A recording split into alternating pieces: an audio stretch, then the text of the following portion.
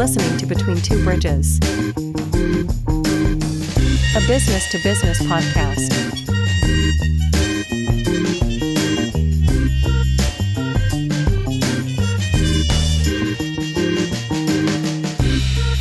With your hosts, Anthony R. Destiny, Joe Ferrani, and Jerry Kenna. Interviewing entrepreneurs, business operators, and investors. This episode of Between Two Bridges is sponsored by Paymark Payroll. Payday is the most important day to your most important people, and payday is made easy at www.payyourpeople.com.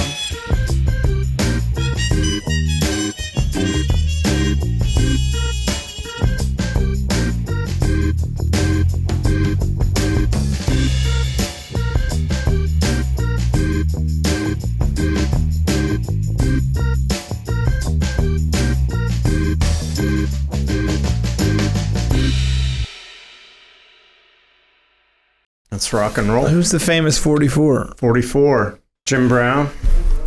Hank Aaron? Dick LeBeau is number 44. Big Dick Is he LeBeau. still alive? Oh, he's got to be alive. I would have been at his funeral if he died. Got the Dirty Harry 44 Magnum.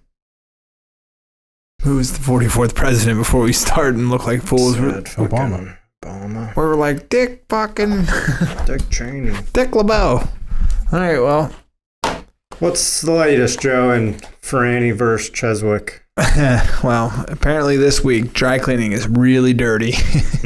So we gutted our plant on McKnight Road. Okay. We drove by recently. There is nothing. Nothing there. Nothing. Empty. Just Moved out. Floors. Yeah, and what was strange, when it was all gone and I was turning out the lights, I thought I'd feel a certain way, and I looked around and I was like, this is a really nice fucking space. It'd be great for a dry cleaner. So they... Or a vape shop. Well, apparently, Yeah. what I've come to find out, and so has my landlord, vape shops don't have their ducks in a row. So, Right. like, when you're a big box renter, like a landlord to like big areas, like they're usually renting to Staples, Big Kohl's, commercial management companies. yeah. So they're renting to like legit entities like Kohl's, Okay. Duro cleaners. which I always took pride in. Like DXL Staples was my neighbor, but they like went to vet these people, and apparently like it's in like this guy's name and this account's offshore, and they're like, we don't know if we want to like get involved with this.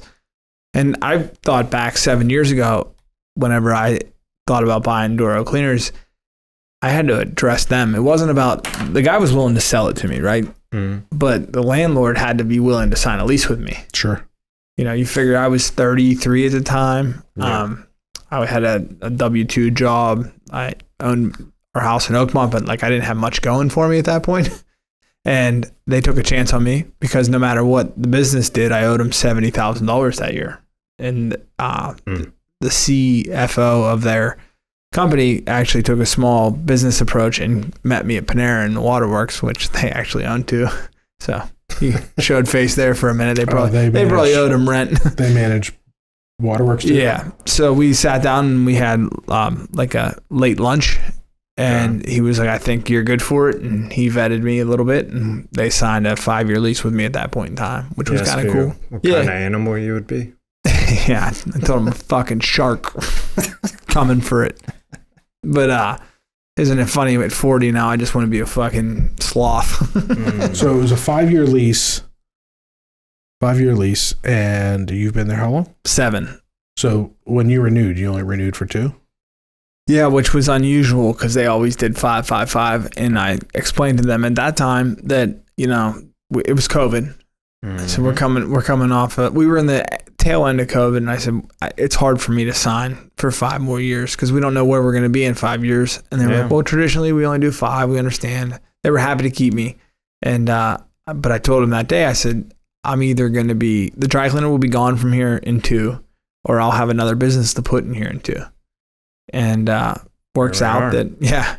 And beer distributors aren't cheap either. So I decided to just skip town on that, you know. You were going to own a distributor? I thought about putting a beer distributor there. We had a drive-through. We had a walk-in cooler. The dry cleaning room, it was originally a beer distributor. So they the side room where we did the dry cleaning was actually a walk-in cooler room that could have been retrofitted back. And I thought we were on the way into town for games, Pirates, Penguins, Steelers. Yeah. In and out. Yeah. You had a light, be a great beer distributor. What was I called to buy the license. Yeah. $250,000 for a distributor. For the D license, I think there was a deal there was a guy that was selling one locally, and I think they're only allowed, they're not like liquor license where you can move them all through the county. They had to be like within so many. Yeah, you have to keep them. I think you have to keep them within the municipality. The other hard part about running a beer distributor, I've worked with a couple. I have a client that owns one now. In order to be successful in a beer distributor, you have to have space to buy in massive bulk. Right. And that's a drawback there. You don't have massive amounts of space there. Yeah. We had 2,000 square foot in the front and maybe another 1,000 in the back. So you have 1,000 square foot of warehouse space. But if you're going to sell Coors Light for $23.99 a 30 pack, you need to buy 2,000 30 packs and house them. Pallets and pallets of it. You have to have space. Yeah. So that's why the bigger ones are able to have more aggressive pricing, because they can buy at a better price. Right. And the smaller ones, they lean towards the craft beers and stuff like that. Yeah. I was just going to do 40s and 9s. We were going to have 40s and 9 millimeters. Like, what was that? What was that movie? Don't Be a Menace in South Central while drinking your juice in the hood. Remember that movie? No. Just bought a 9 millimeter. Nice. Yeah, what kind? Did you have to get a background check? Yeah, it took 5 minutes. Yeah, because you're a good human. I guess. Clean living, bro. What'd you buy? I think. Ruger, you think? You think? I forget. Taurus? No, it wasn't a Taurus. You bought so many guns. Yeah, I just bought so many guns last year. Yeah, I bought several. Is it an M&P Shield? Because that's one of my favorite 9 millimeters. Yeah. Smith. It's a nice one. Yeah, Ruger. Yeah. I have a Ruger 38 Special Light. It's my daily carry. Oh, yeah? It's compact revolver. I've always felt like revolver's going to fire every time as long as there's bullets in it. Where semi-auto sometimes jam. Unless you buy a Glock. Well, I've seen Glocks fail too. I've seen them go underwater. Yeah. I've seen them get buried in sand and then come out and fire like I think a problem with the semi is the user error. Like if you don't cock it back enough or you don't have one. And I'm unique in this. I think that maybe it's 50-50 mix. I always carry one in the chamber. Yeah. Because I know that if I'm fucking pulling it, I want it to go. Yeah. Like I want the first one coming quick. Yeah. I never understood that. I don't care. I carry, but I don't have one in the chamber. Why? Yeah. Don't you want it to? I mean, I need every second. I mean, if I'm pulling that gun, every second's got to count. Yeah. That's why I like my little revolver, because it's bang, bang, bang, go. I don't even want a safety. I don't even own a gun that has a safety on it. That's probably except for the AR. My ARs have safeties. Just take them off. My rifles have safeties, but yeah. My Glocks. I have a SIG P360. I think it's called, little 9 millimeter. It's great.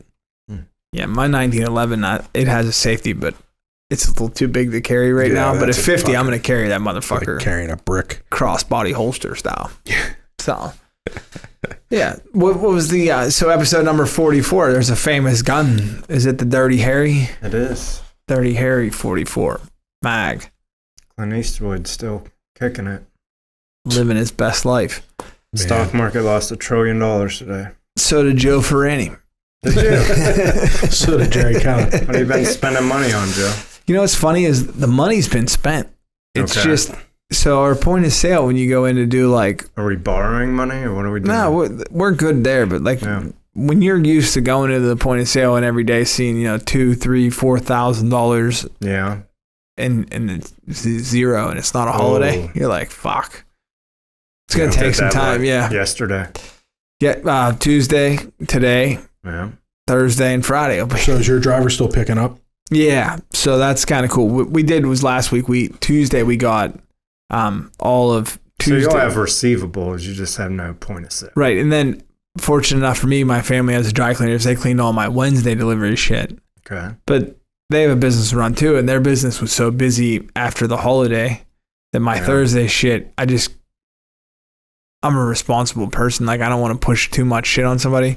They would have done it for me. They'd be still working. I'd be sitting here drinking beer. They'd be like, fuck that guy. So We're working here, bud.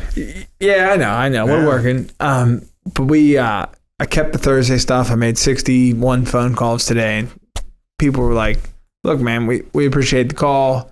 If I felt like it wasn't something you could text out. What was the gist? You're saying? I'm just telling them. We just lost. I'm just telling them. We lost our sponsor. There goes that. We've been canceled. Yeah. But no, I just have been calling people and telling them the truth. Like, hey, we ran into some issues in our transition.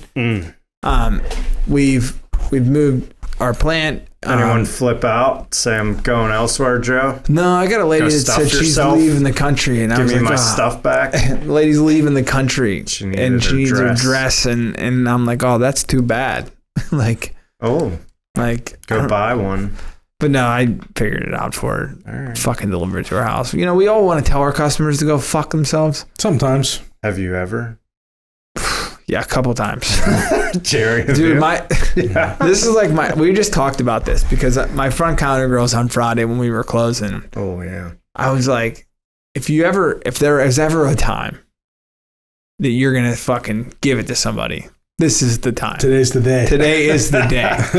But I was like, don't stop short of insanity, because if you stop short, they're gonna write a review that's believable. But if you full out fucking grab them by their hair and spit in their face, people are going to read that on Google and be like, that's probably not true. That's probably just a competitor. That was a hack. Yeah.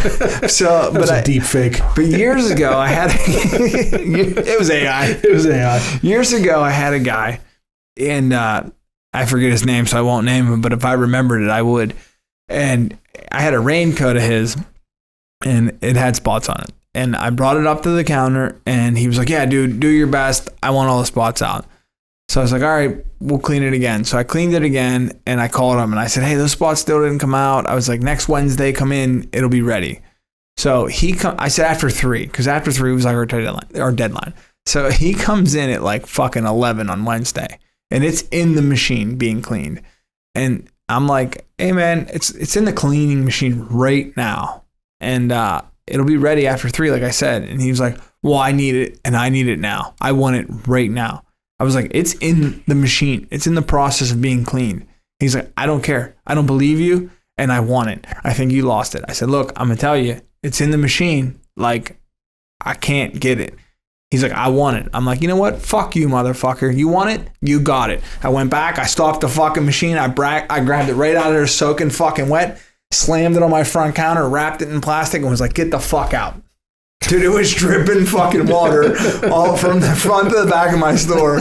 And Kelly was like, did that just fucking happen? And I'm like, I wonder where he took it. Because I would like to talk to that dry cleaner and be like, did this dude just fucking throw it in my dumpster? Or like, did he walk into your store and be like, I was at Doro. This is what he gave me. Yeah, but I was like, that felt so good. You never feel great about it, but I felt fucking great about that one. Yeah. There's been times I had a client that there was an issue and it wasn't our fault, but it resulted in like a $21 or $24 penalty. It was one of those situations we've talked about in the past where they didn't pay estimated payments for their state. Yeah. Right. Yeah. And they got a penalty, and he couldn't understand it. And it's $24. And I'm like, it's because of that. And then I talked to the husband about it. And then, that's the worst. And then I thought it was done. And then a couple of days later, the wife called. What is it? I don't understand. And I'm like, I talked to your husband about this. This is what it was. And gave me a hard time about it. Well, why didn't you tell us that we needed to? I'm like, are we seriously having a conversation about $24? Yeah. Like, what are we talking about here? Pull it out of your wallet. Okay? Yeah. Get out of here. A few days later, their son called me. What? I swear to God. Like, threaten you? Just to I need clarification about this. And I said, here's the clarification. I'm not paying the $24. Take your shit and find somebody else. Right. Because I have spent more time. You spent $24 in phone calls. Talking to 3 different people now about a $24 penalty than it I mean, my hourly rate's $150 an hour. Yeah. I'm wasting my time and you're taking time away from other clients. Goodbye. Find somebody different. Yeah. And I think he was like, oh, what? Like, I caught him off guard. Like, I don't think he expected me to fire him on the. I don't think any of those people are, but I also think that type of person is also looking for you to go, like, they're taking a bad approach for you to go over and beyond for them. Like I was going to pay the $24. Yeah. And if it was a good client and it was like, and they were cool about it, you might be like, we'll just take care of it. It's all good. But when you start being a dick and, you know, it's $24, man. Yeah. The other thing I don't do well with. It was just a client that we did taxes for. We didn't do anything else. So it's like, it's not like it was a bookkeeping client or a monthly client, payroll client, somebody we all like, because there's been times where we've had situations like that where it's not really our fault. But okay, you know what? I'll just take it off next month's invoice. Right. I'll swallow that. Pay it. I'll take it off next month's invoice. Okay, no problem.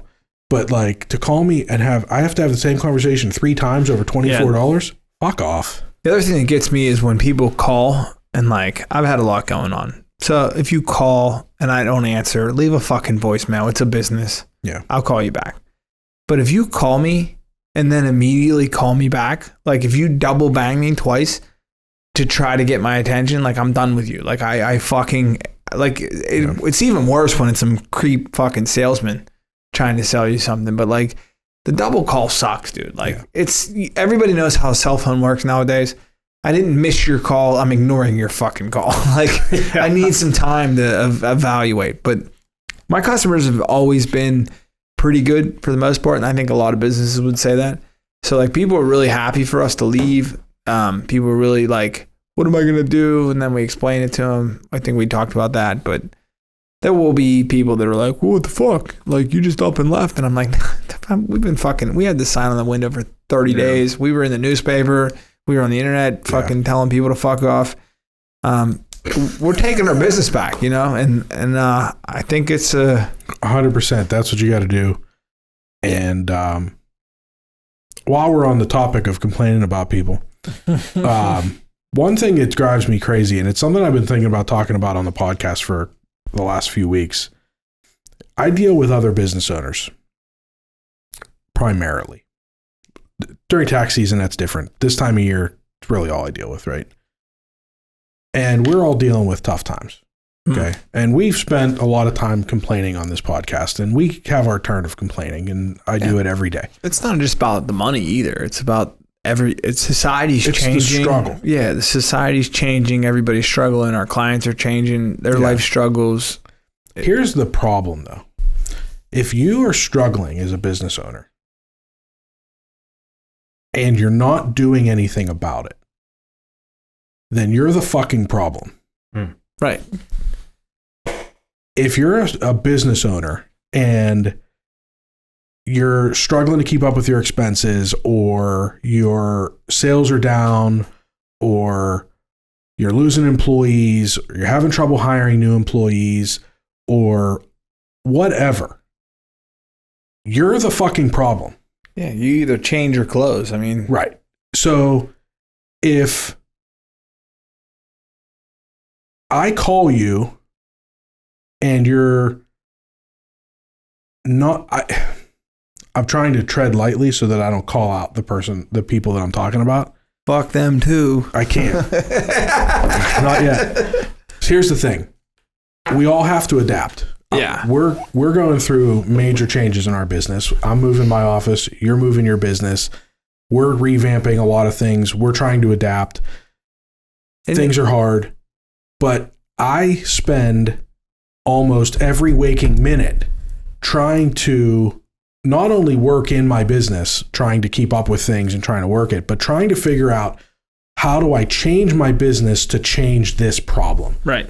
Because at 40 years old, I can't keep up with this stress. I can't keep up with this. I can't continue to do this. So how do I adapt my business to fix it so that I don't have to keep doing this? When you're having these problems, if you're not having those same conversations and you're not going, okay, and there's no time to go out to lunch for 3 hours and have drinks. There's no time to go sit at the pool I felt guilty the other On a day weekday. taking a shit. Okay. I was like, I gotta get out of here. I'm in the bathroom too long. Like, it's fucking crazy. It's fucking nuts. If you think get it, anybody that's thinking about starting a business, anybody that's in a business, we don't start businesses so that you can work. Oh, I can set my own hours. That's nonsense. that's a hobby that pays you fucking income. It doesn't work. Maybe someday. Okay. But for the most part, it's a fucking grind. It's a struggle every day, day and night, night and day. And if you're not willing to do that, then get on Indeed, brush up your resume, and go find a fucking job with paid vacation and time off. Because don't complain and don't whine about how struggles are, what your struggles are, and you can't keep up, and you can't pay your bills, you can't pay your accountant, you can't do whatever. But at the same time, you're fucking living your life and acting like everything's all hunky-dory and everything's great. You need to fucking work, man. You need to go out there and you need to figure it out. Right. And I think the problem, there's like two sides of that. The problem is like I caught myself at a young age thinking that work would fix all of my fucking problems. Just work, just grind, 12 hours a day. Everything will be fine. Your family will be well off. And if you burn yourself out, you'll be fine because you'll have so much money. But when you're the business owner, you don't get paid time and a half. Nope. You don't get fucking vacation time. You pay for vacation time. It cost me fucking $10,000 before I leave the state to go on vacation for a week. Right. You know what I mean? And it's not that it's not necessary to be in there working, because there's times where you got to be in there. And if you're right. If you own a dry cleaner, sometimes you're pressing shirts, and if I'm you're grunting, and I'm reconciling bank accounts, and the house cleaners cleaning houses, and the contractors swinging a hammer. Right, and you do it, and that's fine. But when you're doing it, 45, 55, 65 days of the like in a row, then you got a fucking problem. Then you got to figure out what the problem is, and you need to address it. You need to take a look around and go, okay, how do I change this? Because the only person that can change it is you. And the other thing is, if you're at home, right, and you're listening to this show and you're like, well, that's me, but I really fucking love it, then keep doing you. Because that's fine. You're a mom and pop shop, and that's who you are, and that's what you do, and that's what you're going to do. And at 68, you'll retire, and you'll have a camp, and you'll have kids in college, and you'll be happy. There's owner-operators. There's nothing wrong with that. That's a whole different world, and that's not a conversation for this. But I think a lot of our listeners are trying to figure it out because they're where we are, They're trying to be business owners. Yeah, they're trying to get down to the brass tacks of things and that.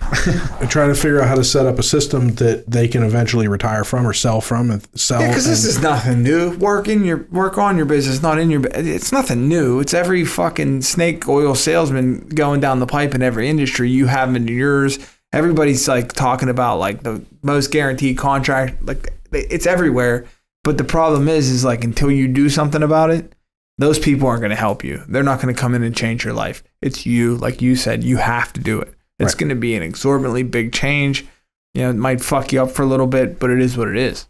I mean, I've missed things in my life in the last 3 months. Like, fuck. I mean, even the little things. Like I had tickets to Cole Swindell on Sunday. Sunday at 7:30, I couldn't make it because I was busy working.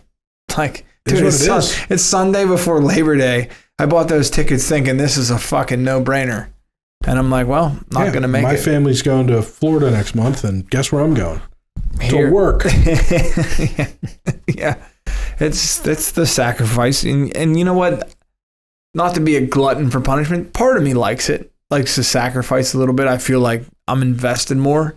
But the other part of me is like, dude, you celebrated the fact that you could be there for the first day of school and you haven't been back since. And that's not. But you're building a system and you're out there working it. You're not sitting at home waiting for it to come to you. Yeah, I didn't know it was going to take this long. Yeah, well. Fuck it. There's two type of, what do they say? I guess we probably shouldn't talk about that. I was going to give the old Bert Kreischer. There's two types of people in a threesome.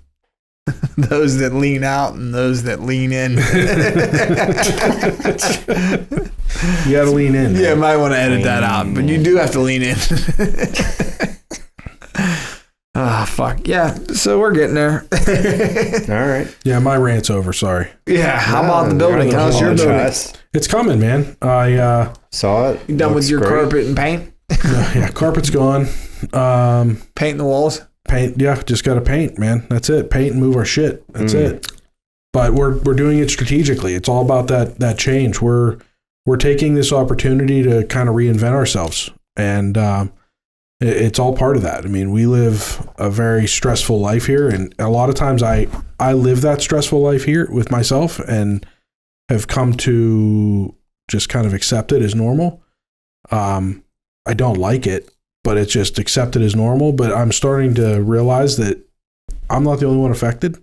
Right. That my staff members are also stressed because we find ourselves we're disorganized, and we're always behind the 8 ball and trying to get things accomplished. And we need better systems. We need better processes, and we need to clean our systems up. So we're kind of using this opportunity, new space, to reinvent ourselves. And that's great. And they'll be part of the process. The staff, yeah. And that's what I think is a big thing in our spot is like, they love the fucking employees love to poke the fucking owner, you know? Yeah. You fucked up. You missed it. That's what you always say, you know? Like one of the big ones was I fucking missed payroll last payroll.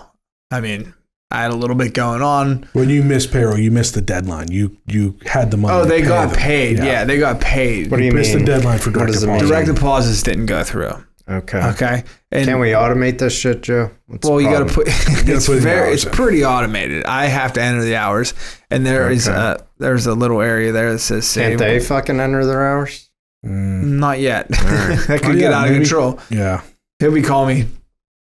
Did he really work 8,000 hours this week? Cap it or something. But part of our reinventing ourselves is that we might be changing up that system too. So all right. So I missed the deadline for direct deposit. Well, that's fine. That's happened before. Usually what we do is we print checks on Thursday. Yeah.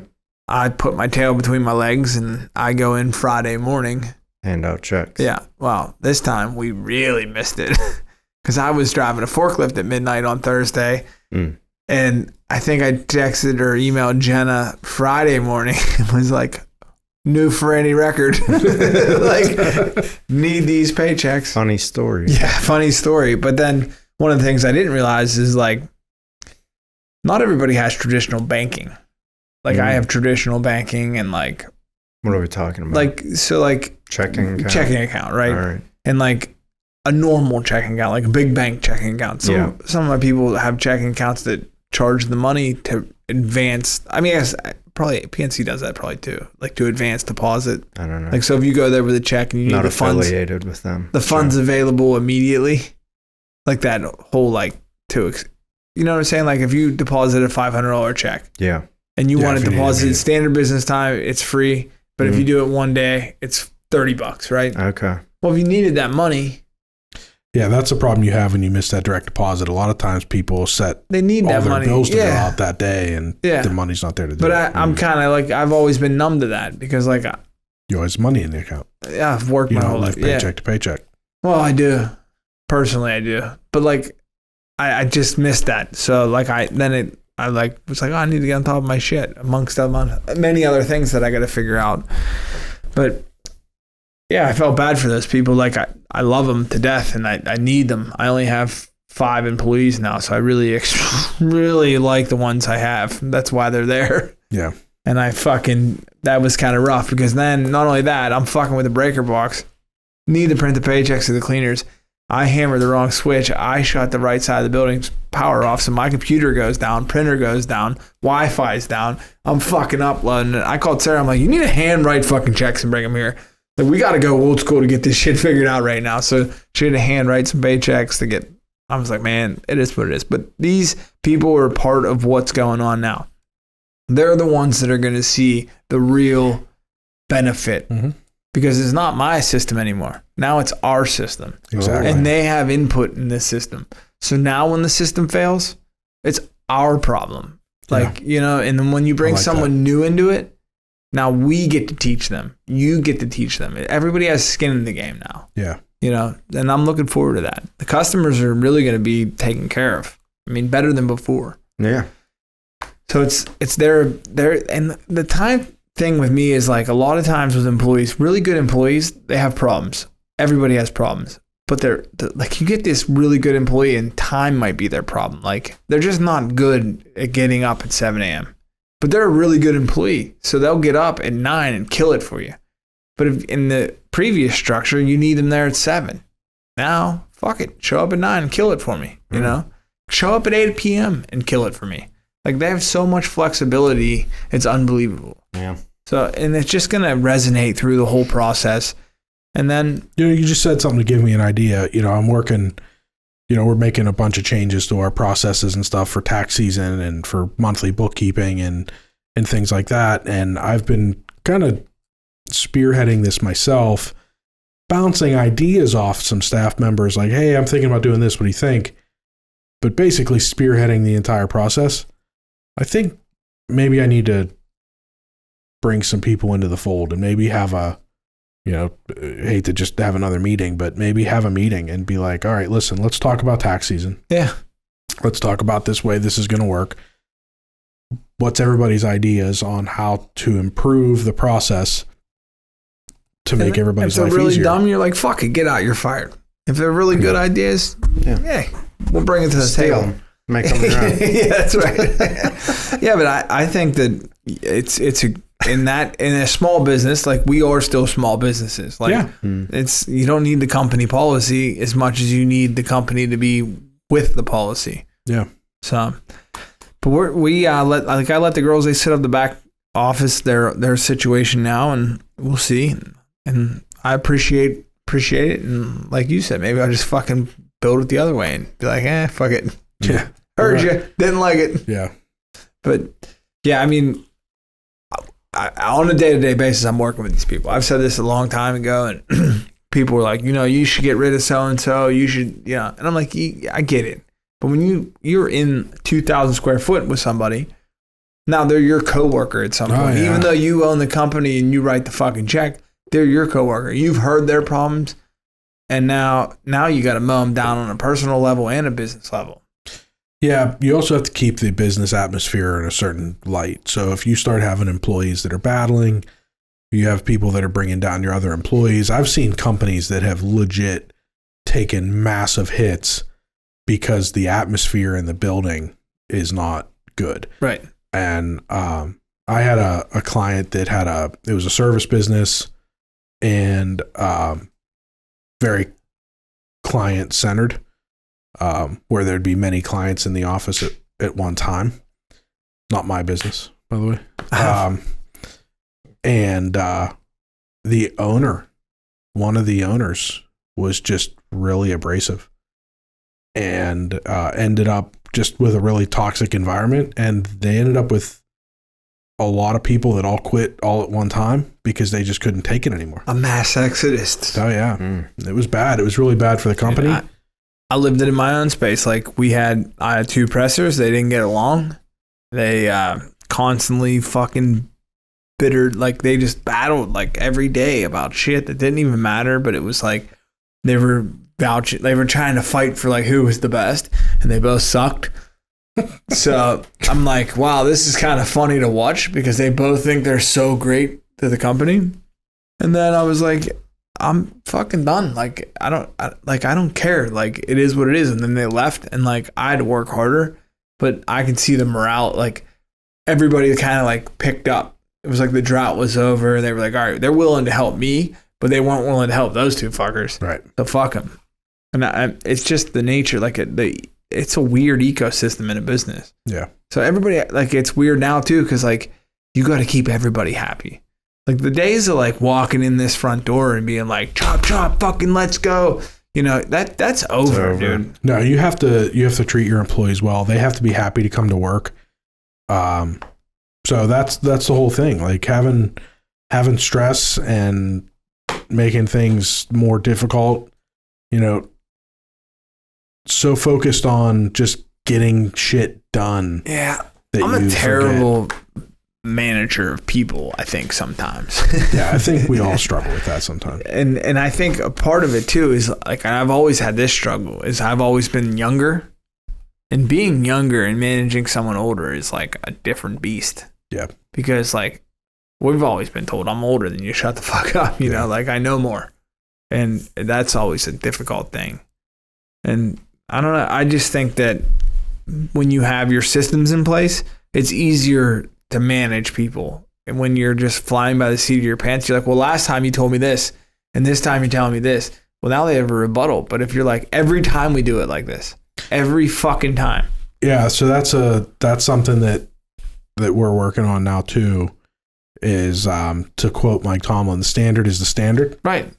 And you have to demand a certain standard from your employees, and that's the whole thing. I mean, if you can't, if they're putting out product that's not to your standard, then there's a problem, and you need to come down on them. One of the biggest problems we've always had, and this isn't just in my dry cleaners, but like my whole career of working in dry cleaners, people would come in and they'd take one shirt and they'd pay for that one shirt, but there'd be 3 pairs of pants that weren't done because they came in early.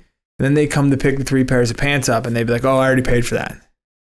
Oh. So like they're trying to like, it's like there's a certain breed of people that would do it, like they pick up the suit jacket and be like, I already paid for that. So when I started at the dry cleaners, I said, our policy here is we get paid when the job's done. So if they come in for a shirt, they don't pay for it. Like if their order's not done, they can take whatever they want, that's done.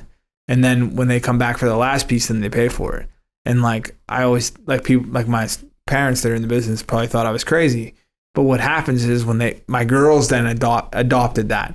So like there's no way you paid for it because we get paid when the job's done. So like until the whole job's done, we don't get paid, and it worked out great for us. Like it eliminated that problem in my business. Like I feel like I'd just leave you a cheap pair of pants and you steal all my stuff. Well, it would be up to the process. If that cheap pair of pants was done and your expensive shirt wasn't done, okay. So it was like if there was one piece remaining, we just would like you could take 8 pieces, and if the 9th piece wasn't ready, we would just hold on to it, and then when you came to pick that up, we would. Gotcha. Yeah, and it just kind of was like I was like, it felt good that we had that policy that was kind of like generated out of. I think one of the best things that you did with your dry cleaner is that you take payment when the service is done, not when the product is picked up. Yeah, the auto pay is great. The auto pay is critical because that way you eliminate the possibility that somebody's going to let their shit sit there for 2 years and not pay you. Yeah, which is shocking because we closed a very profitable dry cleaning retail space, and I was able to fit everything that was left over on a conveyor in 3 rails in my van. Like where I've gone to dry cleaners to gut them that went out of business and they could fill a fucking 10-yard dumpster with clothes because people knew and people already paid for the service, so they wanted their shit done. You know what I mean? They wanted their stuff back. It's changed. Business has changed. Like you said, you either change with it or you get the fuck out of the way for somebody that will. So, I mean... Yeah, you have to figure out how the business is changing, and you got to get ahead of it. In my business, I am surrounded by, and to any accountants that might be listening, no offense, but I'm surrounded by old guys. Yeah. Right? So not many of these companies are cutting edge with technology. So I'm trying to get ahead of it. So we're trying to adopt client portals, ways for clients to upload their documents to us. Just like when you're buying a house. Yeah. Just trying to make it this completely electronic process where you're, uploading your tax documents and you're getting a PDF back quickly, e-signing, all e-filed. You don't even have to put your pants on. Yeah. You know what I mean? I mean, the bottom line is, and file your taxes with your pants off. Yeah. I mean, the bottom line is like people use TurboTax, and I really believe, and not that I've done market research or any sort of analytics on this, but I really think that the majority of people that use TurboTax are not necessarily using it because it's cheaper, and not necessarily using it because it's easier, because it's definitely not easier. It's more convenient. Yeah. I don't have to set up an appointment, go see an accountant, bring all my shit, and then have to go pick it up and have to deal with all that. I just go online, I type in the stuff, you have to answer a million questions. It's not easier. But if you can provide a client portal where they literally just upload their stuff and then download their PDF in a day or two, and it's done. Not to mention, you got people that are out of state that are friends and family and loyal people, you know, they could do their taxes with you and don't have to come here to the office, you know, and they could do it from anywhere. Yeah, and there's a lot of that. But I think and I think Amazon set the bar high for that. Amazon has made it so easy to do business on the internet that you're either with Amazon or you're against them. You're either with service merchandise or you're against them. You know what I mean? You're either service merchandise or you're Amazon. Right. Yeah. What are you going to be? Right. And that's, I mean, Amazon has crushed a lot of businesses, but it is convenient. No, but that's the whole thing, is that we're living in a day and age of convenience. Yeah. So everything that we do, it has to be convenient. It has to be instant gratification. Instant That's why, like, some of these gratification places, like, I'm dealing with construction right now, and some of these places you call and they won't sell to you. They're like, well, you're not an HVAC company. We're not going to sell to you. Yeah. So, like, I needed some B-vent. I call this place that's right in Monroeville, that's relatively close to me, to get what I need. I give them the whole list, and they're like, what's the name of your company? And they're like, oh, there's no HVAC in that. Like, you're not, like, an HVAC guy. And I was like, for real? Like, fuck it. I'll just call Famous. Like, I'll call somebody else. Like, someone, like, this is like a $1,900 fucking order. Right. And I didn't just call and order shit. I gave you part numbers. Like, I knew what I fucking needed. Now so, like, now you're just like, okay. So then years from now, guys are going to be like, well, there's no more supply yards anymore for HVAC. It's all online. It's going to be like, because they fucking didn't move with the times. Right. Like, I didn't call you. You could probably buy that shit on Amazon. You can. I buy a lot of shit on Amazon. If I have, you buy parts on Amazon? I bought drain valves for my wash machines on there. So some of my wash and drain, like some of the parts of my washers correlate over to like laundromats. Yeah. So obviously laundromat guys are just like, fuck it, I'll go on Amazon. So they got to carry it. And I don't get it primed sometimes, but sometimes I do. My specialty parts, it is what it is. You hope that you have one or need someone nearby has one. But like, I just think that they've figured it the fuck out. Like, I needed a sink for the dry cleaners. Like, I'm not going to restaurant supply houses to buy a stainless steel sink. So let me ask you something. Not to give a secret out on the podcast. Oh. But if you'd had a company that ended in the word construction, would they have sold it to you? Probably not. They were very clear. They asked for a specific. Yeah, it was very like you had to have or something. Yeah, you had to have an HVAC tech number or some shit like that. Yeah. And I'm like, I've seen those guys work like because I have one of those. You can use my company anytime you want. Fucking right. Let's go. My uncle owned B&D Custom Detailing here on Plum Street, and he was like, you can go anywhere and just tell them you're B&D. There's a B&D fucking HVAC. There's a B&D flooring. There's a B&D everything. So yeah, but. To me, it just rubbed me the wrong way because, like, I had a very good conversation with the person. They knew I knew. Like, everybody knew that, like, I wasn't like, hey, man, how do you hook up this fucking handler? Yeah, like, just some homeowner that's trying to fix their furnace. And even at that rate, like, let them be. Like, fucking sell. Sell, baby, sell. Like, what the fuck? But I guess they don't want to undercut these companies because these companies are loyal to them and, like, it's a handshake deal. Like, if you call and you want to order like an Ecobee thermostat from Johnson Control, they want to get the extra fucking $400 to install it, you know? Yeah. So I get it. But like in this day and age, we're coming into a problem where like money's going to be for a long time, money's the root of all evil, right? But money's going to be more tight than ever now. So like if you're a homeowner and you want to put in a fucking furnace yourself, they're going to figure out a way to do it. You know, the scary part is that it could be your neighbor and they don't know shit about fucking gas lines. Right. And you could fucking get your whole neighborhood blown up. Yeah. That's probably where they're going with that. And I get that. But like when you got a guy calling up, we could maybe not talk about this. We'll pause for a second. So if he has to edit this out, then we'll take a pee break.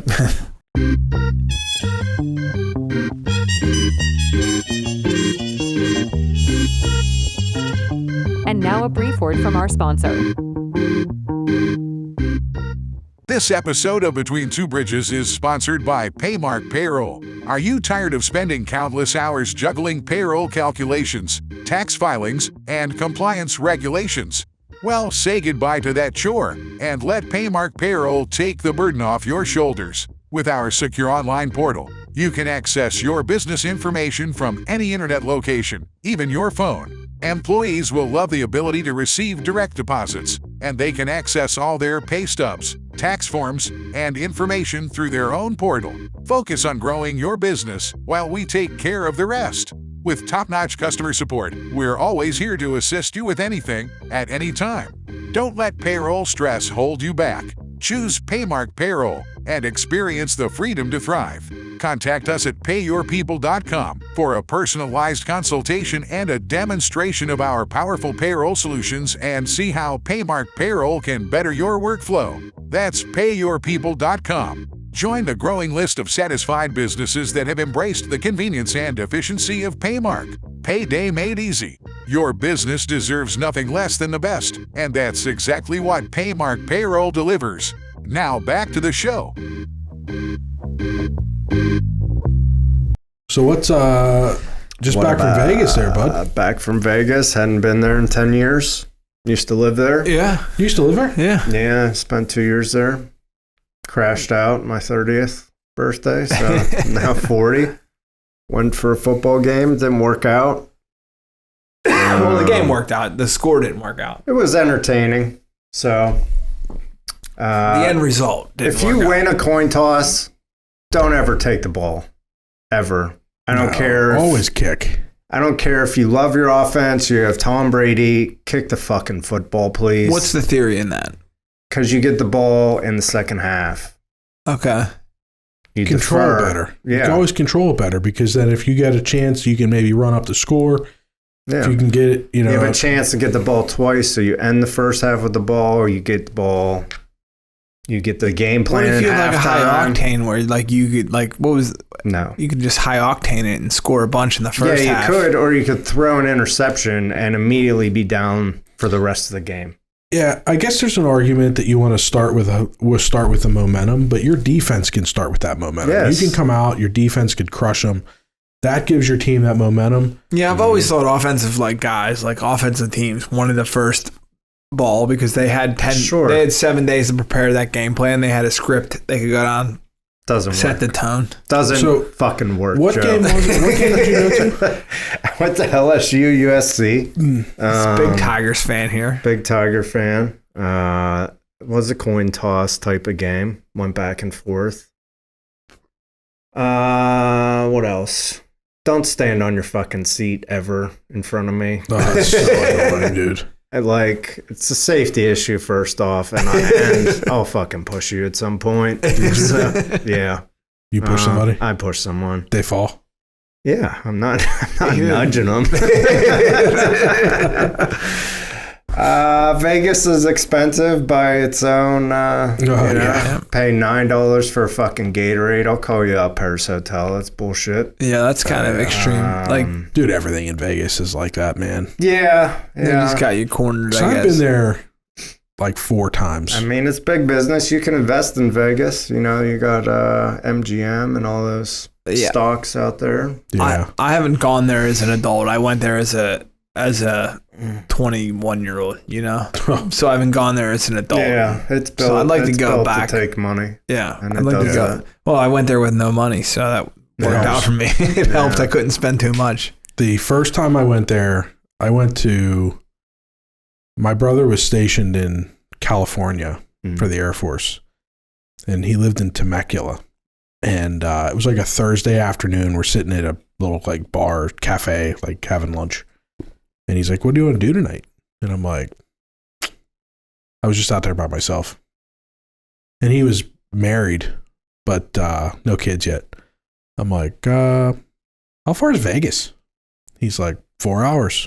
And I'm like, Let's do it. "Want to go to Vegas?" So we did. We were there for less than 12 hours.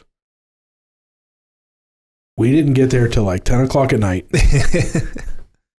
And we had a late dinner, played a little bit, ended up at a strip club, ended up back at the hotel. You just like cover yourself by saying you weren't married, but he was. Ended up at a strip club. Did you just my wife doesn't give a shit. She knows the story. And I'm not going to tell the whole story because this is a podcast. But Why we're here. Yeah. Woke up the next morning, and it was like 9:00, and I woke him up, and I'm like, we have to go. But you woke up in Vegas and had to go? Yeah, I'm like, we have to. Were you in a resort, hotel, we were at Paris. A person's house? No, we were at Planet Hollywood that trip. I'm like, we have to go. He's like, okay. I'm like, we have to get the fuck out of this town. And I said, I got up when you went to bed. I went back downstairs, and I tried to get cash out of my accounts, and all my debit cards are shut off because it was like 3 a.m. there. Yeah. So all my banks were like, well, this is fraud. So all my accounts were locked. I had no cash. There was a big scam over the weekend with Chase. Yeah, we'll talk about that. So I'm like, all my cards are shut off. He's like, well, all right, so here's the deal. I'm still drunk. So you drive, I'll buy coffee. I'm like, that sounds like a deal. Let's go. We were there for 11 hours. I'm like, we got to go. Yeah. I've been back 3 times since, and I remember those trips. And they were much better, much more civilized. Yeah. Still a good time, but man, you could lose some money. You could spend some money there. Yeah. But it's a lot of fun. And I'm actually going back in a couple next week, actually. Oh, we're gonna have to talk about that because I'm gonna be gone. We'll do a show out, yeah. highly I mean, this is probably my new favorite place on earth. It's called Stadium Swim. Yeah, you posted the pictures, yeah. Where was it? It's at a Circa hotel, which is fairly new, but they have massive TVs on the roof with a pool, with multiple pools. Nice. Yeah, I'm a big AC guy. So I'm going back, but I'm not really spending much time in Vegas. We're just flying into it because with the Corvette purchase, they you can do the Ron Fellows School of Driving. Yeah. Nice. So I'm going out there for a couple days and learning how to drive a Corvette on a racetrack. Yeah. Good stuff. Should be fun. I'll probably do some filming and stuff out there. So You have a GoPro? Yeah, right. I just want to learn how to drive this car. You don't have a GoPro? Oh, I have a GoPro. Yeah, I thought you said, "Do you want a GoPro?" Yeah, just wear Mario and Kenna here. Yeah. So let's talk about Chase. Yeah, and the brain children that decided this was a good idea. So there's something called check fraud, and it's a felony. No. In my younger days, I used to take. So you can deposit checks, right? Everybody deposits checks. They'll give you some up front. Some banks will, depending on your relationship, your bank accounts, etc. TikTok, I guess, found this out yesterday. Some idiot on TikTok found this out. But a bunch of people apparently went after Chase Bank and were depositing checks in an account thinking it's free money and then taking it all out, which is highly illegal. Yeah, so they were actually these geniuses. Well, $30, they paid a fee, right? Well, they were paying they were taking out thousands. They were putting much in as they could. These idiots, because that's what they are. They're fucking morons. Would write a check out of their account. Not even someone else. Right, with their name on it for like $30,000. Deposit it into their account with their ATM card in front of an ATM with a camera and then immediately withdraw said $30,000 from the bank. Mm-hmm. And then whenever Chase Bank, like a couple days later, was like, hey, that check didn't clear. Your account is overdrawn by $30,000 and $30,030. They're like, what the fuck? They all thought it was a glitch. Like, I can get this money out. It's not even a real check. Well, it's called check fraud. Right. And anything over like $2,500 is like a serious felony. Like jail time up to 30 years. Yes. What are we doing? That's check kiting. That's huge. Not to mention if you think you're smart and just, I'll go get another bank Yeah. They literally freeze your access to any bank. they froze What is everything. FIDC? FDIC. I think it's yeah. called checks. Yeah, it's CHEX, and Yeah. you're banned from yeah. fucking writing checks anymore. Yeah. So this is why this podcast started. So don't do that. for fraud. Because of TikTok fuckers thinking Yeah. they get rich You quick. beat the system. It's not You're a way gonna to beat get the rich. system. It is It's a way to go to prison. Dude, I see so many videos of people post, and I don't know how to do it. And I'm sure someone out there will be like, "You're a fucking idiot," which I'm not cashing checks that are mine. No. So, like all those vacation videos where like, "Come on over," and they hop into the screen. Yeah. Like, I wanted to do one of those for the cleaners, and I'm like, I don't even know how the fuck to do that. Like, it's impossible to me. But I do know that you probably shouldn't do that. No, you can't do that. So what's the repercussion here? What are they going to do to these people? I don't know what they're going to do. I mean, technically, they can charge them all with felonies. No. They're not going to. I mean, they're never going to have access It's idiocracy to a at bank. its You have to pay that back. It's the idiocracy movie at its finest. No. Oh, yeah. Here's one hack. If you need a 60-day loan, figure out when your credit card cuts and swipe something the very next day. You have 60 days to pay it. So let's say it's the 5th. Oh, you can default No. for 30 days. I'm not talking about defaulting. So your credit card statement runs on 30-day cycles, right? So let's say it ends tonight. Tomorrow you go swipe your card for a trip to Vegas. That cycle goes for another 30 days. That takes us to October. Your due date is November 5th or whatever. You have 60 days. Yeah. So, Joe, if you're going to buy a bunch of podcast equipment, figure out when your Amex cuts. Hopefully it was yesterday, buddy, because it's going to be an expensive and night. buy it the next day. Don't do it the day before it cuts, or you only have 30 days. That's what makes me like an old school guy, because like I'm like, you just swipe away. dude, I'm always like, cash is king, cash is mine, you know. And then I don't take cash anymore because it's fucking dirty. So now I'm like writing checks for everything and fucking claiming everything and shit. Yeah. Buying power and shit. Yeah, buying power. That's right. That's something you learned on the podcast. Yeah. Yeah. So if anybody is trying to learn something from this podcast, don't commit check fraud. That is so fucking funny. So that's the thing. It's funny. So if you have a customer that comes in and writes you a check and it bounces. Oh, yeah. That sucks. It's happened. Did you get hit with a fee? Yeah. Yeah. So there's a fee. And if it happens, right? You know, oh my God, I didn't realize I had to move money, whatever, blah, blah, blah. I've gotten them back where the account's closed. That's a felony. Yeah. Well, the one that gets me is like electronic checks, right? So I have customers, business owners that do business with me. They'll send me like bill pay. Well, yeah, they'll send an electronically cut check. I'll cash it, but their system somehow sends two of the same number checks out. So then the bank doesn't recognize either one of them. They just cancel them both. Yeah. And like, I know these people have money in the bank. Like, I just know it's there. And they're like, well, what are we going to do about it? And I'm like, it cost me fucking $37. So like, talk to your bank because they need to credit you $37 because it cost me money. And that's how these banks pay for these big fucking stadiums. And, you know, it's not off of like. Do you know what I think's interesting about those bill payments? And I don't know if other banks do this, but I know PNC does it. So my office, I have clients that use my office because we pay bills for clients. We receive checks for clients. I have multiple businesses here, but then also there's a space next door that uses the same address. Waterloo. It's not a Waterloo here. Did you drink my beer, dude?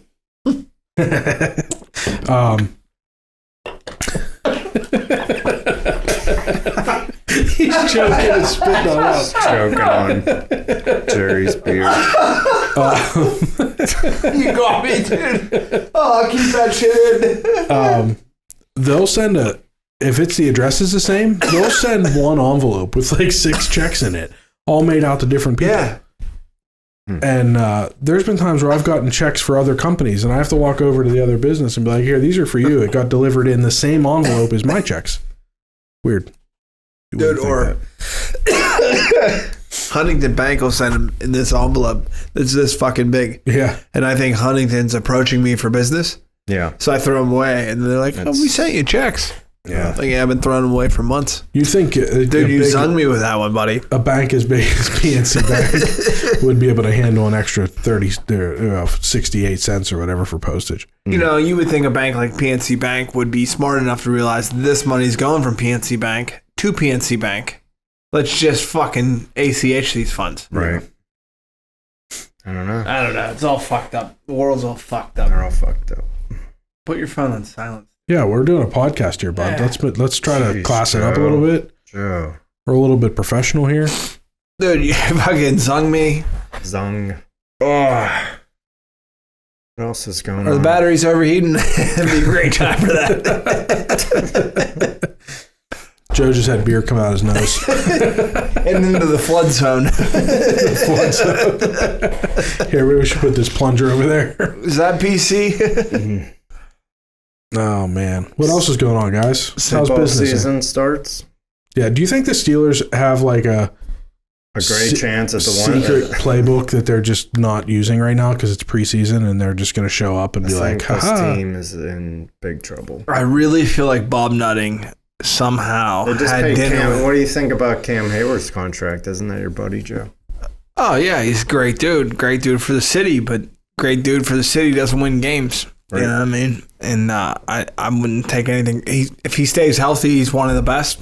Did he get a contract? He did. 3 years. He got what he wanted. 3 years. Man, I didn't think he had 3 years left in him. He's 35.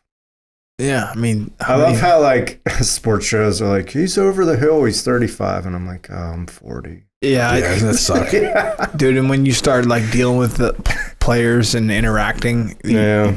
Like, I think that's something that happens with age. You're like, well, I know more than this person. I have more life experience than this person. I stopped at like 22, I think, buying jerseys Yeah. because I feel weird wearing a jersey of anybody younger than me. Right. But with Cam's thing, I think the Rooneys take a lot of pride in having the good guy, and he's the best, you know? And I think the game is passing the Rooney way. Yeah, I do think that's going to happen. And I think that if you're going to spend your last check on a guy, he's the guy. You know, he's been the consummate professional. He's a town guy. Sure. But 0 Super Bowls. yeah, and Pouncey won 0 too. You know, it's just they're so far removed from that caliber of a team. I don't think that like everybody in Pittsburgh will blame the head coach and the starting quarterback, but I think it's an organizational thing. And maybe it'll swing around the next 5-6 years, but right now it's not, you know, and you can't recreate Patrick Mahomes and Travis Kelce. I don't care how you draft or what you do. You don't think Russell Wilson's going to be the next Travis? Like, I don't think in this offense. Patrick Mahomes? Yeah. I think that if you put Patrick Mahomes in this offense, maybe Freiermuth is Kelce. But I don't think. Talking about paying him Kelce money. Yeah, really? Yeah. I just don't think. I like him. I have his jersey, but I just don't know if he's Kelce. He's not Kelce. I think that what happens is everybody, and this is why the Rooneys will remain relevant and the Steelers will always remain relevant. I think everybody chases the new fad, right? So everybody's out there looking for this flashy quarterback and this tight end duo and the way they do things in Kansas City, but it's only going to last for so long. You know, at some point, Mahomes is going to be Brady with an ACL. And when Mahomes goes down, Chiefs are 8-10. Yeah. But they try to stay that course, and that lets them sleep easy at night. It's their system. But the NFL has changed drastically. Yeah, I think it's a passing league. I don't think that'll. I mean, these Guardian helmets, the pillow pads they're wearing on their head, wear them. I don't give a shit what they wear. Yeah, it's just everything's changing, and the Steelers refuse to change. Yeah. And the script writers will write the Steelers in at some point, right? They're gonna be like, well, Pittsburgh hasn't won a Super Bowl in a decade. Yeah, but let's write them in. 20-some years without one, right? We lived it before. Might live it again. Yeah, I think we're on a downturn here in Pittsburgh when it comes to sports. That's the Pirates here. Does Crosby have a deal? No. Still no deal? No deal. Pens are struggling big time. I mean, we're gonna go through a drought, boys. We might not see anything. Let's go, Pitt. This decade. Yeah.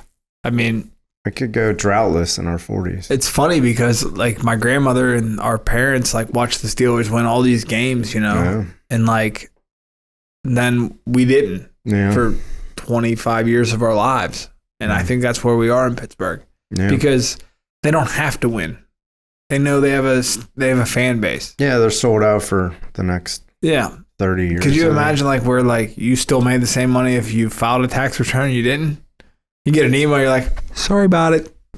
Yeah. Did you see that quote from Mark Cuban the other day? What's he want to buy, the O? Well, they were asking him, why don't you buy the Pirates? And he's like, that guy's never going to sell. And he's like, would you stand in Market Square and let people yell at you for 6 months of the year for $25 million? What did he say? Yeah. And that's what Bob Nutting's doing. Right. Except he doesn't have to stand in Market Square and get yelled at. He just stands in his fucking. The thing about Cuban likes to say he's from Pittsburgh. He is Pittsburgh. But he's never invested. But he's never invested a fucking dime in Pittsburgh. Right. You know, and like when he bitched about the O, that was Mark Madden's big thing. He said, "Listen, motherfucker, go buy it. Go buy it. Yeah. You have enough money to buy a corner restaurant in Oakland."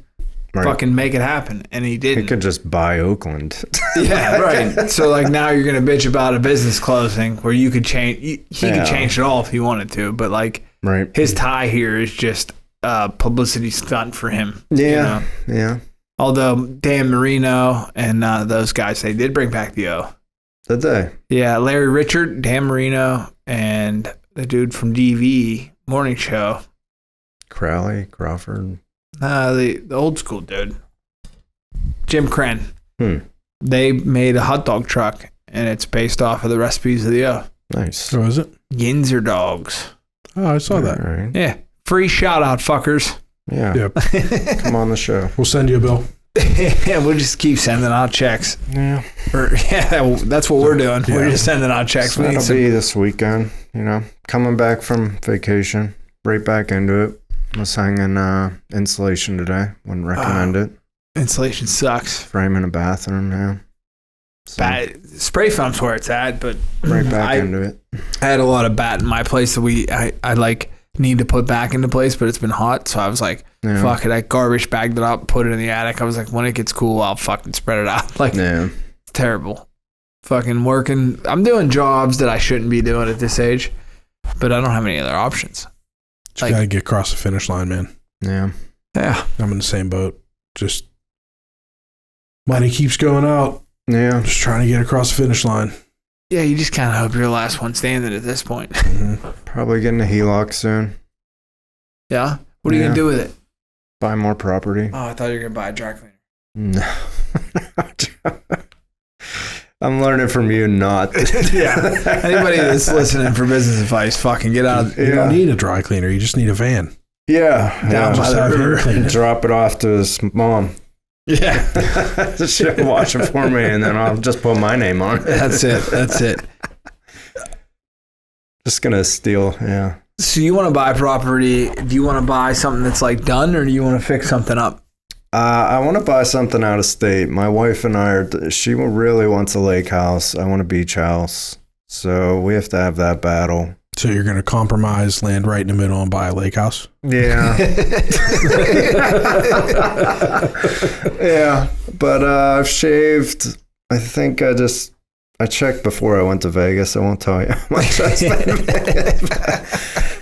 I've shaved about $45,000 off of personal debt this year. So, nice. Until you went to Vegas, and now it's back up. Yeah, it's back down 20. Yeah, so we're right back where we started. I've added $550,000 to debt this year. I don't want to look at mine. Yeah. My remaining debt is all 0%, which was the goal this year, so a little bit ahead. And then start borrowing money, buying assets.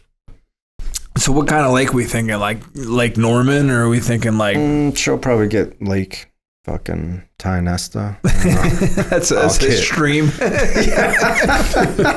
It's riverfront. She didn't specify. Yeah, it's oceanfront property in Arizona. But, I don't I mean, Jerry, you would know better. I just don't think there's a lot of inventory here. Local? Yeah, and with me Not being a lot of lakes. well, that too, but I was just saying property in general. I don't know. I'm revamping that side of my life too. I'm moving from the. I've talked about it a couple times. I have a couple properties that I'm renovating to sell. Mm-hmm.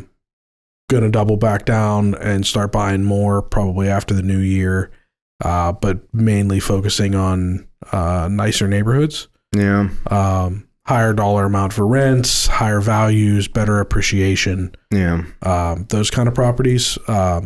I think that's the first. I mean, you see, I'm not knocking it, but you see a lot of people flip like Penn Hills and stuff like that. And it's like, yeah, you'll make They're flipping to some flip. passive income. They're flipping to flip. They bought decent. the Kool-Aid. They're drinking the Kool-Aid. I thought that, but like we had Pam Potts on here, Yeah. and that's like her. That's her hood, man. She flips Penn Hills. She does well. But they're in it. They're invested in it. They're around it. They live it. They breathe it. The problem that I see coming is everybody saying there's not a lot of inventory. But when shit hits the fan in 2 years, 12 months here. There's going to be a lot of inventory. Yeah. I think a lot of people are going to be sitting on some shit that they were like, oh, this is going to be worth something and I got to get rid of it. And if you listen to guys that know and you listen to what's going on, they're like, just fucking sit tight right now. Now's not the time. In like 12 months to a year, 2 months. Do you know what's going to be the 12 months play? to 2 years. Let's see what happens with the election. Buy, baby, buy. Do you know what's going to be the play? Is to find properties. You know, people that are struggling. People are going to be struggling. But the nice thing, the play is going to be to find places that you can assume mortgages. Yeah, because rates aren't going to go down to where they were, but some of these houses that have rates in the high 2s, low 3s, mortgages for those. Some mortgage companies will allow you to, instead of going and getting a new mortgage, say for instance you buy a house, say for instance you find somebody that's behind and struggling and needs to get out of a property, say they owe $200,000 on a property, right? And they're sitting at a 3% mortgage. And some mortgage companies will allow you to take over that mortgage. Now, maybe that house is worth $250,000 now. Right. So the play is you have to have the $50,000. You're saying the original mortgage, or you could go to Joe Mortgage Company and take over the loan. Current owner's mortgage. Okay. So just let's say example, you have your house, right? And you're a few months behind and you're struggling, you need to get out and start fresh. Yeah. You owe $200,000 on your house and you're at 3%. Now that 3% to me is valuable because I can't get 3% now. I'm at least double that, maybe more. Right. So you owe $200,000, your house is worth $250,000. So the play is I come to you and say, listen, I'll give you $250,000, but I'm going to give you $50,000. I'm going to catch up your mortgage. And then I'm going to work with your mortgage company to assume your mortgage. So I'm going to take over your mortgage. They'll rewrite that mortgage in my name. Mm-hmm. I keep at that 3% interest rate. So I'm going to keep that low payment. So you're paying them off basically for the equity they have now. Correct. Right. That's going to be the play. Now, not all mortgage companies allow you to do it. Mortgage companies hate it because they want that higher rate, right? They want that new mortgage. But when shit goes south and they need paid, they're 3 months behind, and they're looking at like, we're either going to own this house. They don't want to own that house. They don't want to foreclose it. They don't want to maintain it. They don't want to have to go through all that bullshit. Right. If they can find somebody that's going to take over that payment, if it's written in that mortgage agreement that it's an assumable loan and you qualify, you still have to qualify. We're headed that direction. That's unfortunate, but and I'm already seeing listings out there, MLS listings, where people are selling houses with assumable mortgages. Yeah, you got to have the money to put down. You got to pay the equity. Yeah, but if you can assume that mortgage, that's the play. I think we're 6 months away from seeing that. No matter what happens in the election, I think that people are just like. I think things are. I think you're starting right. to tap people out. It's going to get worse before it gets better. Yeah, I was reading an article. So you know how we're like what? 35 trillion in debt or something. Our payments right now, 75% of the U.S. payment is going just towards interest. Right. And I think the problem is like, as soon as the banks tighten up. We're not even paying on we're just fucked. As soon as the banks tighten up, because so many people think I'll just get another credit card. I'll just get another credit card. I'll just get another credit card. It'll always be there. Yeah. And then sooner or later, they go to get that 4th, 5th, 6th credit card, and it's not there. Yeah. Yep. What are you going to do? We're sunk. Because most of them are fixed income. So then they default, Yeah. default, and then the banks lose. Yeah.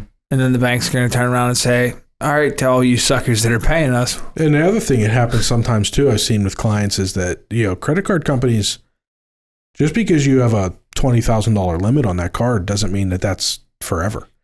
Right. Oh, they run your credit. They run soft credit pulls all the time. Yeah. And you could all of a sudden Get go it cut in online. half. You got an email and all of a sudden they're like, you have a $2,000 limit because you maxed out all your other cards. Yeah. So now that money that you thought you had, it's gone, man. And it could be gone like that. Yeah. So I think as a small business owner in this country, you need to be responsible and you got to put yourself in a good position. Yeah. But I think as an investor, if you have an extra $200,000-$300,000, I think you need a lot of guys are probably sitting tight and they're going to fucking pull the trigger. And they're going to be all these stories you told us on TikTok about this house and that house and this house. And they're going to buy them all real quick. Yeah. They can bring them into their vest. They're going to pay cash for them. Yeah. So, I mean, it's going to be interesting to see. And I think it's going to level the fucking playing field. It's going to make the workers work and win. And it's going to make the fucking jokers it's not going to kick the stool. I don't know if it's going to, I don't know if I would let, yeah, it's going to, people are going to be hurting. Yeah. I felt the same thing about COVID. The cream will rise to the top. The business owners that are willing to put in the work will come out the other side. And I can't tell you how many people, business owners I've talked to, my clients and otherwise, that hate to say it, but COVID was the best of times. Yeah, we knew it was coming. We knew this. We knew the flip side was coming. Business, a lot of times for a lot of businesses, business blew up. There were all these programs out there that you could take advantage of. I mean, it was scary at the beginning, but it turned out to be a pretty good time to be in business. Well, not for a dry cleaner, but I think that, I think that goes to your, I don't know if it was your first point, Jerry, but the people that sat around and complained probably went bankrupt, and the people that did something about it are sitting pretty. Cream rose to the top. Well, before we end this episode, I wanted to talk about what we talked about last week, and that's red tape, right? We talked about these red tape regulations. Yeah. Regs. So, U.S. Steel is sitting on the brink of being a dinosaur. Aren't they like China Steel now? Well, Nippon Steel approached to buy, and then the government shut it down. It said no. Now, U.S. Steel, Nippon Steel has invested $1 billion into their local steel mills here.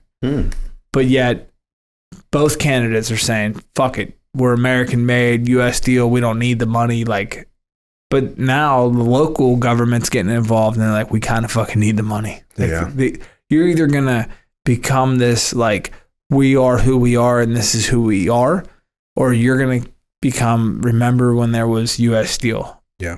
So I was listening to local talk radio, and the local politicians are really involved in this, but it's a headline for the national politicians to say, America, America, America. Well, that's fine. They can think that way. But if they don't do this deal, there will be no longer any more U.S. Steel. Unless they bail them out. Let me ask you something.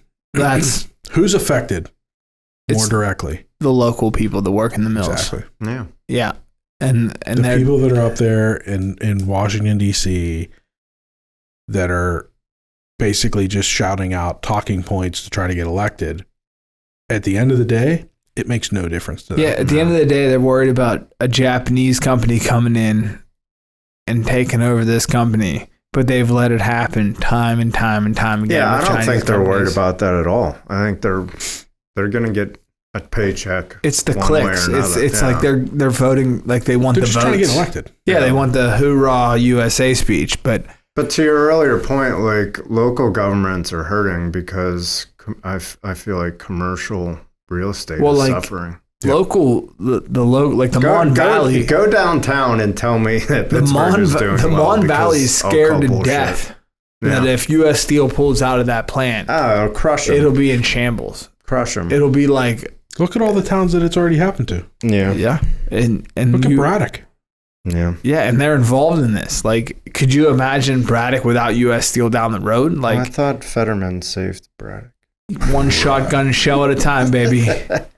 But yeah, so like, could you imagine thinking like 10 years ago, maybe 15 years ago, U.S. Steel could be on the brink of being non-existent? Yeah.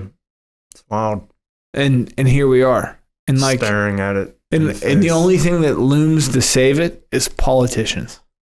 Yeah. On both sides of the aisle. Like fucking crazy. Like let them fucking do their thing. Like if someone's coming to invest $1 million into the Mon Valley, $1 billion. I don't give a shit if they're fucking cooking meth. $1 billion with a B. Let them cook, baby. A B. Cook. Yeah, a B with $1 billion. Yeah. Billion with a B. Yeah. Big B. One Tom Plumber. Our latest sponsor. But no, I mean, that's so for like all your plumbing needs. Does he know that we're... Oh, yeah. I shot him a text 11 minutes before we hit the air. I didn't give him a chance to respond yet. Thanks, Brian. He's been on the podcast. He'll be back again. We're bringing JP in his pink suit. Okay. I keep saying it. All right, boys. Is that it? We're done? We're getting close. Thanks, guys. Thanks. Oh, I beat it. Thanks, guys. No, sorry. It's a great episode. I spit beer out of my nose.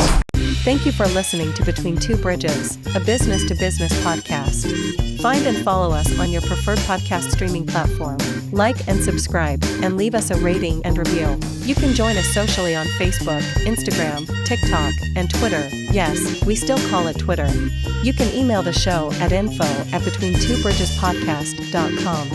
Until next time, make it till you rake it.